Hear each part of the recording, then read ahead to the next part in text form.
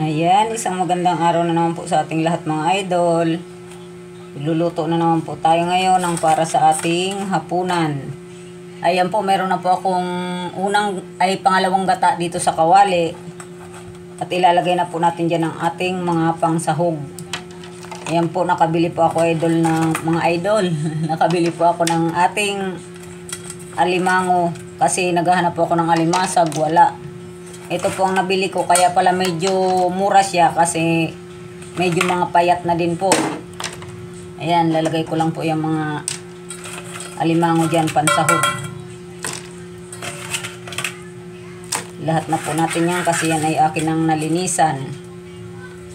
Yan. At dyan po ilalagay ko na rin ang ating mga rekado. Lagay na po natin ang ating mga rekado. Ito po siya. Luya, sibuyas, at bawang po. Yan. Hihintayin lang po natin papakuluin lang po natin yan mga idol. Buksan ko muna po sa malakas na apoy.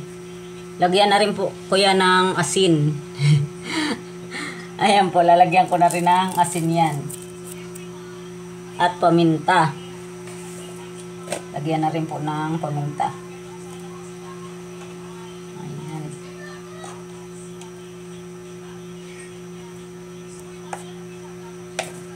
Halo-haloin ko lang po yan mga idol para hindi na siya magbuo-buo. Pero kung magbuo-buo man po to, okay lang kasi ito yung pangalawang gata. Dito ko po lulutuin kasi yung aking lulutuin na namang santol. Yan na naman po ang trip kainin dito sa bahay kasi marami po akong stock na santol dito mga lods. Galing rin po yan ng probinsya. Ayan, hintayin ko lang po yan kumulo bago ko dyan ilagay ang ating santol. Ayan, kulong-kulo na po mga idol ang ating gata na may alimango. Ilalagay ko na po dyan ang aking santol.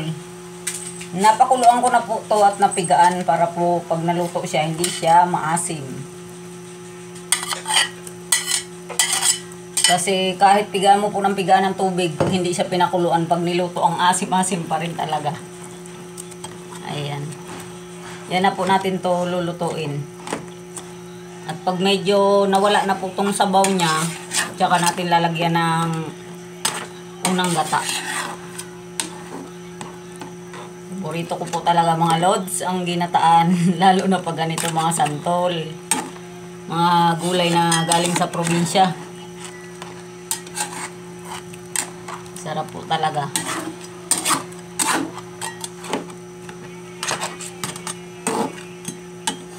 Mga gulay probinsya lang po to pero masasarap naman talaga ang lasa.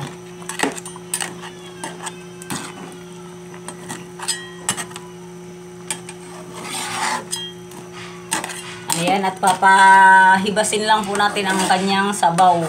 Yung para pag naubos na po yung sabaw niya, ilalagay ko po dyan ang aking unang gata. Ayan. Hintayin lang po natin yung mawala ng sabaw mga idol. Ayan po mga idol, medyo nawala na yung sabaw ng ating santol. Kailangan na po ilagay ang ating unang gata kasi pag pinatuyo ko pa po yan ng sobra, didikit na po yan siya sa kawali. Kaya ilalagay ko na po dyan ang gata.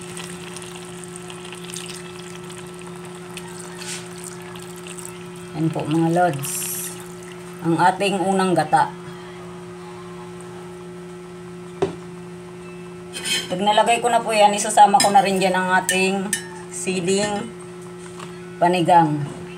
Pampabango po talaga yan dyan mga lods. Masarap talaga yung maraming siling haba sa santol. Hindi ko na nga po masyadong hiniwa yan. Nilagyan ko na lang sila ng hiwa-hiwa dyan. Para kung maanghang man po, hindi masyadong lumabas yung anghang. Mayroon rin po kasi mga siling ganito na ang anghang rin talaga. Yan po talagang hahaluin na yan kasi magbubuo-buo po ang gata niyan. Ako, bulol talaga.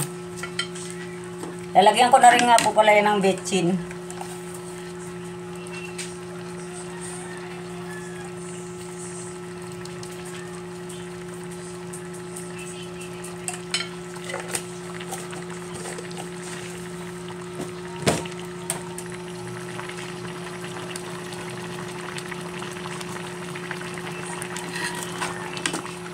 Haluin na lang po yan. Hanggang sa maluto na talaga yan. Yan na po natin yan. Ito na po yung pinakahuli niyang ng pagluluto.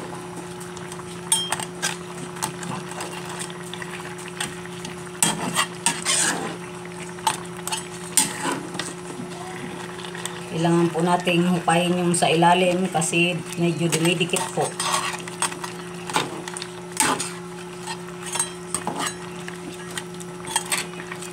Santol na naman. Pero masarap naman. Ayan po, hintayin na lang yan natin maluto mga idol.